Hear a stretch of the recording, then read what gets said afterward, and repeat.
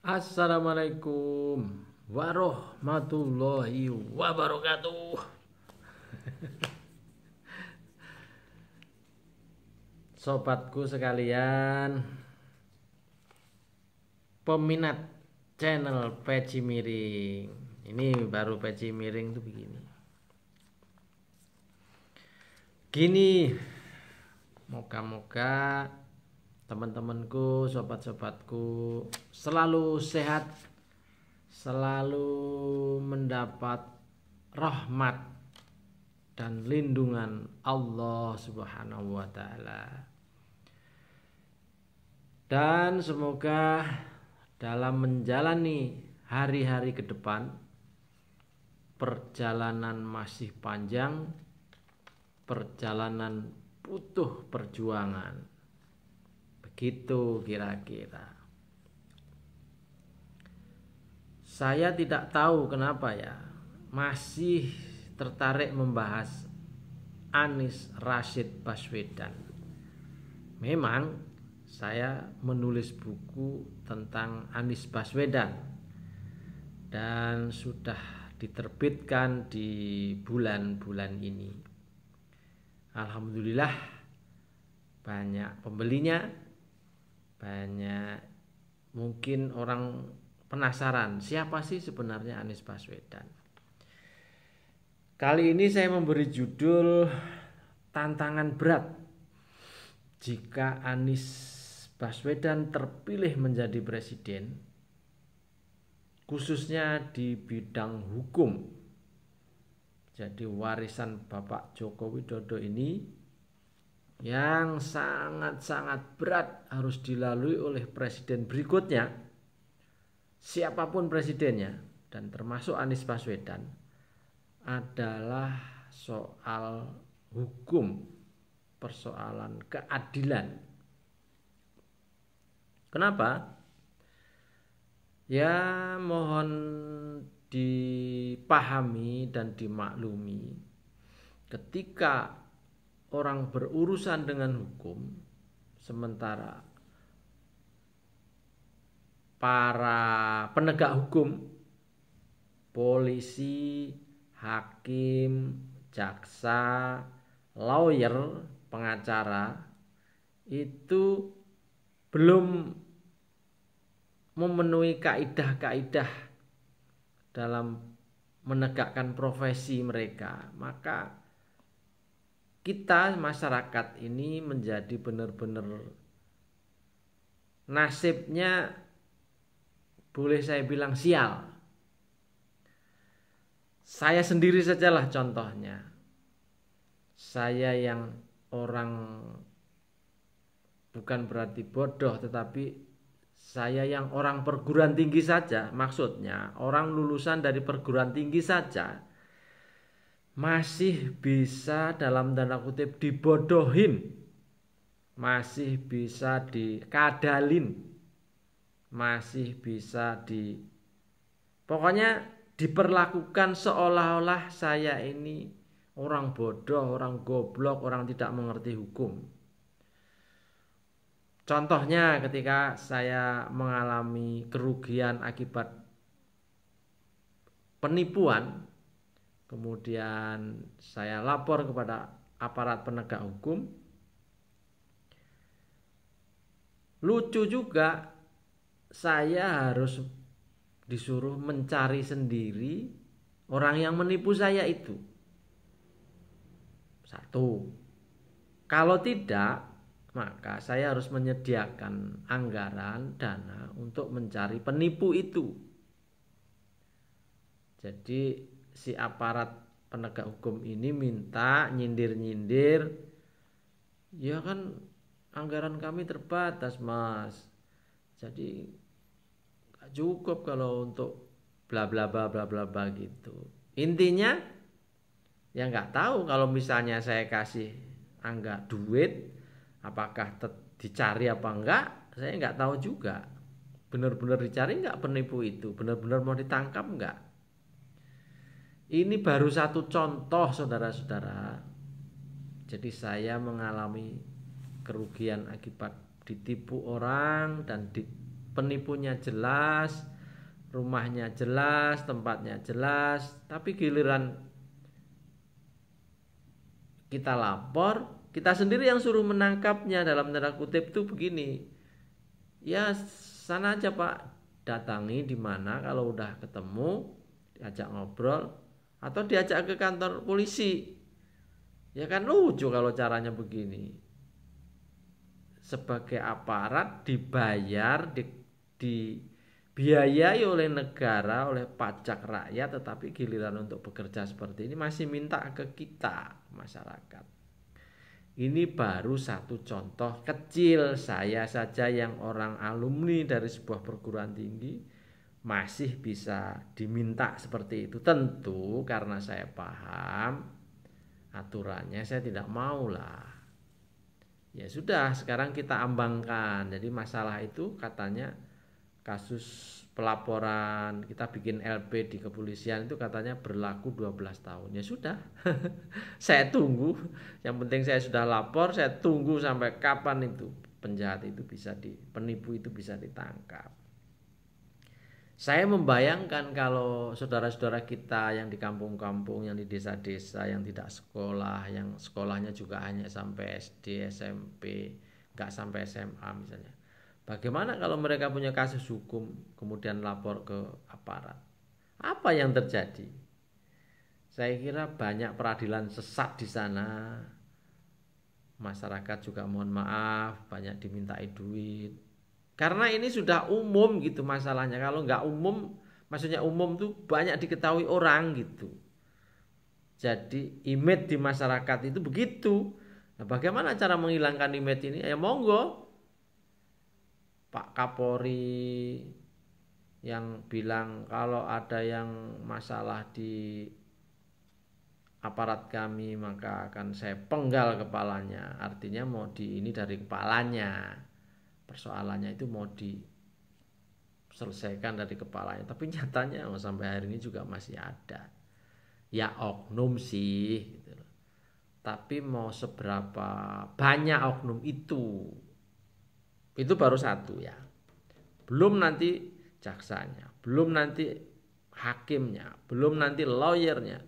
Saya punya pengalaman lawyer juga, dengan lawyer juga begitu. Kebetulan ada kasus lain yang kaitannya dengan konflik masalah rumah dengan pembeli, yang kita juga dikadali oleh pembeli itu, dan kita akhirnya justru kita yang dilaporin ke polisi, kita juga yang akhirnya sidang perdata sampai 6 bulan. Begitu sidang perdata selesai, bukan masalah selesai tetapi masalah malah tetap tidak bergerak, sementara kita keluar biaya ongkos sidang. Maksudnya ongkos sidang itu bolak-balik, saya di Jakarta sidangnya di Tasik, kemudian bayar pengacara, terus pengacara saya dengar otaknya juga mohon maaf meslek gitu. Artinya kita dengarlah omongan-omongannya, ini anu aja, klien kita ini pokoknya bagaimana sidangnya bisa terus lama, kalau perlu di tingkat pengadilan pertama terus naik banding terus. Jadi intinya kita diporotin gitu. Apalagi kita lihatlah kasus Rasman Nasution, kasus-kasus pengacara yang lain itu, saya kok jadi nggak percaya juga dengan oknum pengacara. Artinya ada sih pengacara yang masih punya hati nurani, tetapi sekian persen mohon maaf. Jadi inilah yang menjadi tugas berat nanti seandainya Pak Anies jadi presiden. Saya justru khawatir sebaiknya nggak jadi presiden saja, karena kalau nggak berhasil menangani kasus hukum, tidak berhasil mereformasi persoalan hukum kita, ya berat. Bahkan selesai menjadi presiden bisa dihukum, sebagaimana selesai menjadi gubernur DKI diobok-obok masalah oleh KPK, diobok-obok kasus hukum. Jadi itu baru kelas gubernur. Bagaimana kalau Anies jadi presiden? Apa enggak? Aduh, KPK kelas apa nanti? Tapi enggak tahu juga. Kalau sudah presiden, hukum berani enggak? Noel. Berani enggak? Ayo, jaksa, hakim, penegak hukum, polisi, TNI, berani enggak? Kalau presiden bersalah kemudian menangkap, berani nggak? Pasti nggak berani. Nah, tapi nggak tahu lah. Jadi gitu teman-teman, saudara-saudara, beratnya tantangan berat Pak Anies jika jadi presiden. Jadi banyak juga yang berikutnya, banyak juga peradilan sesat. Jadi masalah hukum kita selain soal, ya mohon maaf dalam tanda kutip, brengseknya, amburadulnya persoalan hukum, yang berakibat adanya peradilan sesat. Saya mendapat banyak informasi soal kasus Mas Behi yang di Jawa Timur itu, putra salah satu pesantren yang dituduh melakukan pelecehan seksual atau apalah namanya, dan akhirnya rame viral dan akhirnya Mas Behi ditangkap dan sekarang masuk ke persidangan ya. Jadi kalau kita perhatikan pola penangkapannya yang dari polisi kemudian ke kejaksaannya, persidangannya, ini kok perlu dicurigai. Ya jujur kita sendiri jadi susah mendapat informasi yang sebenar-benarnya itu tentang kasus Mas Behi ini. Apakah ini yang disebut peradilan sesat? Artinya mengadili orang yang tidak bersalah misalnya gitu. Nah untuk kasus ini memang ya gimana ya, di negeri kita ini kalau sebuah kasus misalnya kita protes, kita ini mungkin harus di demo besar-besaran baru itu. Nah kalau hukum modelnya begini berarti kan siapa yang besar, siapa yang menang lah. Masa harus mendapat tekanan apa segala macam begitu. Jadi intinya saya sebagai pribadi masih belum percaya kalau Mas Behi itu bersalah. Ini kasus ya, ini kita bahas satu-satu contoh dulu supaya nanti hal besar soal hukum kita jadi tahu. Jadi ini contoh. Kemudian saya kira kasusnya Habib Rizik itu juga ya memasukkan persoalan pidana atau perdata akhirnya yang sebenarnya. Jadi sebenarnya salahnya berapa tapi hukumnya bagaimana. Nah itu loh yang kita sebut peradilan sesat kan di situ, tidak adilnya kan di situ. Jadi inilah yang saya kira berat sekali tugas Anies Baswedan jika nanti menjadi presiden.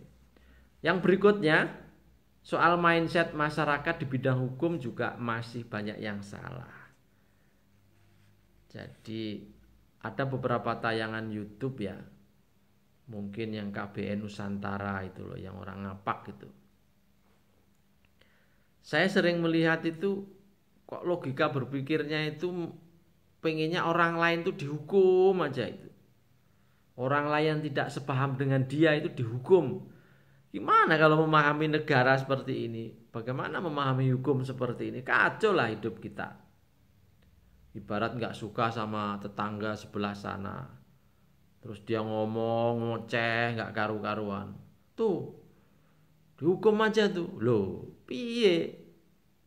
Orang kalau gak sesuai dengan ideologi dia, dengan komunitas dia, kok selalu diomongin Tuh dilaporin aja di, waduh, itu tuh yang YouTuber ngapak itu, KBN Nusantara kalau nggak salah. Sering banget saya lihat. Orang dikit-dikit lapor, dikit-dikit lapor, lapor kok dikit. Cuman kalau saya lihat dia dia sendiri nggak berani lapor, nyuruh orang lain melalui YouTube-nya itu. Wah, nggak bener kalau caranya begini. Jadi tidak semua hal itu bisa di LP-kan. Mungkin nggak pernah belajar hukum kali. Nggak tahu tuh lulusan apa, saya juga nggak ngerti. Jadi mohon maaf. Kayak anak-anak jadinya. Anak-anak kan gitu kalau berantem. Kalau lapor ke orang tuanya atau lapor ke gurunya. Pak, mah, aku diginiin pak, mah. Aduh, cemen. Jadi otaknya di mana kalau begini cara mengatasi hukum? Jadi kan ada namanya dirembuk kekeluargaan, dirembuk. Jadi intinya ada namanya hukum itu diselesaikan dengan adat. Hukum diselesaikan dengan komunitas masyarakat kecil itu, didamaikan gitu. Ini malah dikompor-kompori, polisi suruh nangkap. Kampret lu ya. Oke, jadi mindset masyarakat bahkan terhadap orang yang bersalah itu maunya dipenjara. Itulah yang menyebabkan penjara kita sekarang penuh. Kan tidak semua orang yang bersalah itu dihukum dalam arti dipenjara. Bahkan nama penjara saja itu kan sudah dikembangkan menjadi semacam terapi sosial. Jadi pemasyarakatan, lembaga pemasyarakatan itu artinya kan orang yang bersalah dikembalikan kepada masyarakat agar menjadi lebih baik lagi, dan masyarakat harus menerima, membinanya gitu. Tetapi kalau seperti koruptor, seperti yang memang katakanlah satu orang punya kesalahan tapi bisa membuat miskin satu kecamatan misalnya. Nah, kalau itu pantas dihukum mati. Hukum harus jelas di situ. Jangan seperti hari ini ada partai yang malah justru memelihara orang-orang yang punya kesalahan itu. Itu tuh partai sono tuh.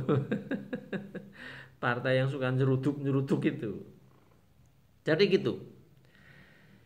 Yang terakhir saya kira problem kita di Anies ini, jika nanti menang dan menjadi presiden, persoalan beratnya adalah uang adalah keadilan tertinggi. Nah, ini yang sangat berat. Sekali lagi, uang menjadi penentu kemenangan dalam hukum. Nah, ini harus diakui lah, ini harus ya pokoknya siapa yang punya uang, nah dia yang menang, kira-kira begitu. Ada satu dua yang orang kecil dibela, tapi ya satu dua. Mohon maaf sekali kepada para penegak hukum, polisi, jaksa, hakim, lawyer. Saya juga curiga ya, lawyer-lawyer yang mewah-mewah itu kayaknya juga semua ini dengan uang saya kira. Jadi misalnya ada orang lapor, ada orang minta bantuan hukum, kemudian diskenario oleh lawyer sedemikian rupa, dan mungkin ya polisi di amplopin plok plok plok plok, jaksa plok plok plok plok, hakim plok plok plok plok. Wassalam kalau caranya begini. Oknum ya, saya menyebutnya oknum. Tapi saya sungguh curiga kalau soal kok ada lawyer yang kaya raya yang kok rasanya hampir saya gimana ya saya bilangnya, hampir boleh dipastikan itu pasti polisi di blok, tutup blok gitu. Kalau enggak gimana dia bisa kayanya sekaya itu ya. Bahkan kan yang lagi rame antara Rasman dan siapa itu juga saya coba pelototin tuh, lihat kasus-kasusnya itu. Oh begitu ya caranya ya. Begitu caranya kalau ngatasi persoalan hukum. Ya tapi itulah kira-kira yang akan harus diselesaikan oleh Anies Baswedan nanti kalau menjadi presiden. Jadi tantangan berat Anies kelak jika menjadi presiden diantaranya adalah soal-soal hukum itu. Dan jika Bapak Anies Baswedan tidak bisa menyelesaikan, maka nama dia juga menjadi jelek. Itu saja sebenarnya yang ingin saya sampaikan. Jadi pilihannya dua itu. Maksudnya pilihan dua itu satu. Kalau ingin menjaga nama baik, mungkin memang tidak harus menjadi presiden ya. Tapi ini pendukungnya marah ini pasti. Tapi kalau benar-benar jadi presiden, Pak Anies pesan saya harus mampu dan mau. Mampu saja tidak cukup, tapi harus punya kemauan yang tinggi untuk memberantas mafia peradilan, mereformasi hukum kita, bagaimana menegakkan hukum dengan seadil-adilnya. Nah, saya kira gitu. Judul dari channel kali ini, tayangan kali ini, tantangan berat Anies jika kelak menjadi presiden. Saya Peci Miring Ahmad Bahar. Moga-moga berkenan dengan pendapat saya ini. Jika tidak berkenan, silahkan memberikan komentar di bawah ini dengan baik. Komentar yang baik juga akan saya respon dengan baik pula. Wassalamualaikum warahmatullahi wabarakatuh.